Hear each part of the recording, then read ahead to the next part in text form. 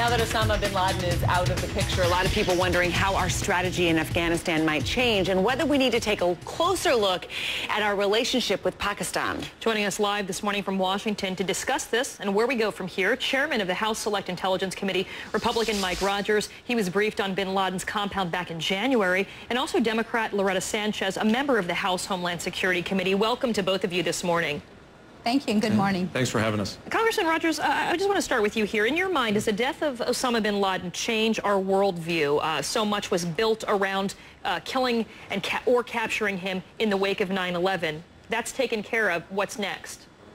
Well, we still have Zawahiri, the ¡2, who is likely to ascend to the #1 position in al-Qaeda. We still have a very strong al-Qaeda network that is striving to not only survive but grow and develop in different parts of the world, Yemen, Somalia, and other places. So our work isn't done. It was very important we took out an inspirational and operational leader. That is surely a blow to the organization, but we're not, excuse me, we're nowhere close to being done. Congresswoman Sanchez, what does this do, if anything, to change support for our mission in Afghanistan? I mean, Afghanistan began as a hunt for Osama bin Laden. Obviously, it has changed. The hallmarks of the conflict there have changed over the years. Does it change anything in the war on terror and where we go from here in Afghanistan? Well, first of all, it's a great day that we've gotten Osama bin Laden. And we have to really thank all of our services who have been working so hard on this. And does it change what we do in Afghanistan? Well, it certainly points out that al-Qaeda and other groups like it who are loosely affiliated exist all over the world.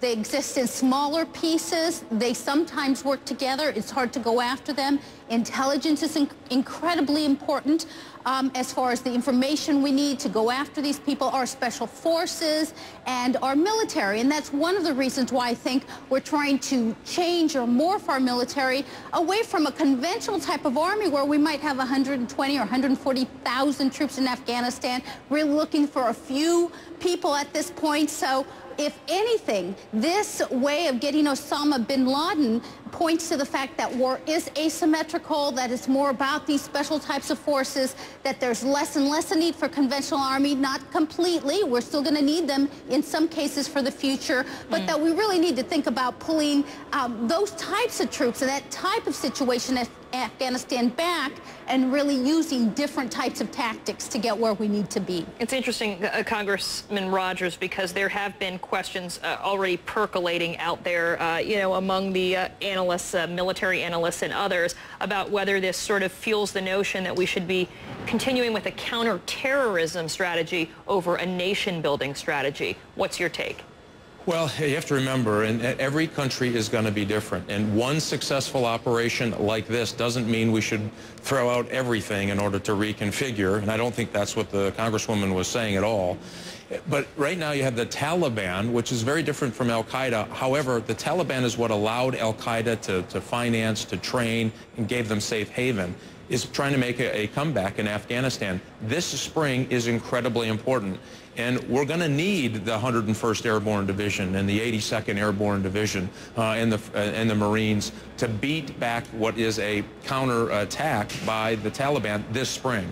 This could be the big moment, I think, in Afghanistan in the next few months. I think we're going to do fine. We're ready to go. Our soldiers are the best in the world. But that's a little bit of different strategy. So I think you have to use all of these strategies all at the same time, and we just have to understand how complicated it is. Again, Yemen is something that keeps me up at night.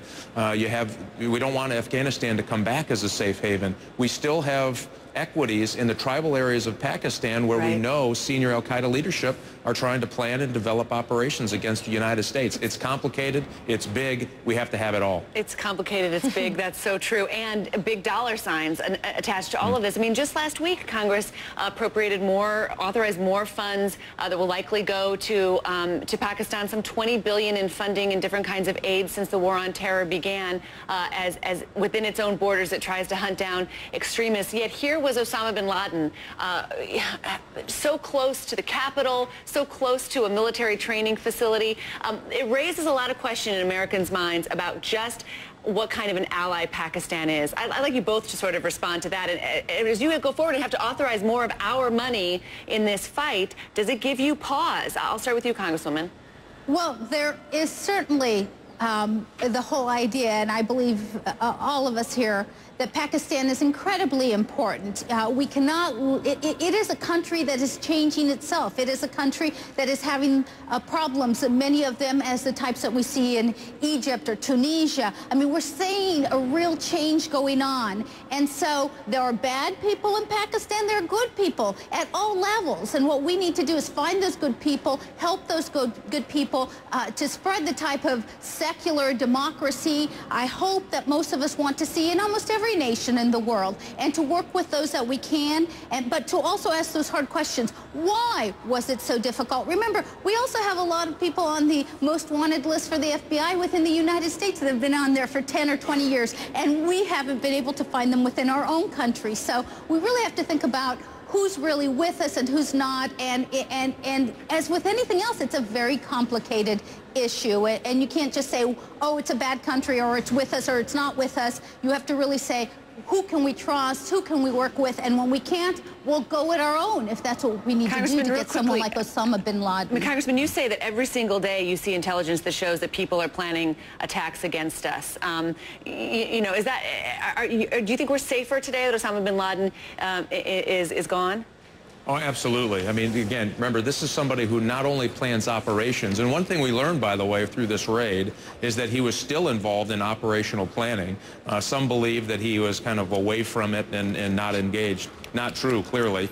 But he was also an inspirational leader. So he inspired people to do bad things and conduct operations. So when you take that out of the equation, it had a serious blow to al-Qaeda, and we shouldn't underestimate the power of this. And I just want to agree quickly on Pakistan. They also sent troops into the tribal areas at our request, took thousands and thousands of casualties trying to fight Taliban and al-Qaeda elements. So yes, there are some concerns about their ISI being penetrated, their intelligence services being penetrated, but at the same time, we've got to have them. It's a very funny relationship. We need to continue to try to improve their standing amongst themselves so that we can get to a better place. Just quick yes or no question from both of you. Should the administration release these bin Laden photos? I don't think it's necessary. Yeah, I would be very careful. We don't want to inflame places where we have troops trying to do good things on behalf of the United States national interest. Well, Congressman Mike Rogers and Congresswoman Loretta Sanchez, both on the House Select Intelligence and House Homeland Security Committee. Great to get your take this morning. Thanks for joining us. Thanks for having us. Thank you.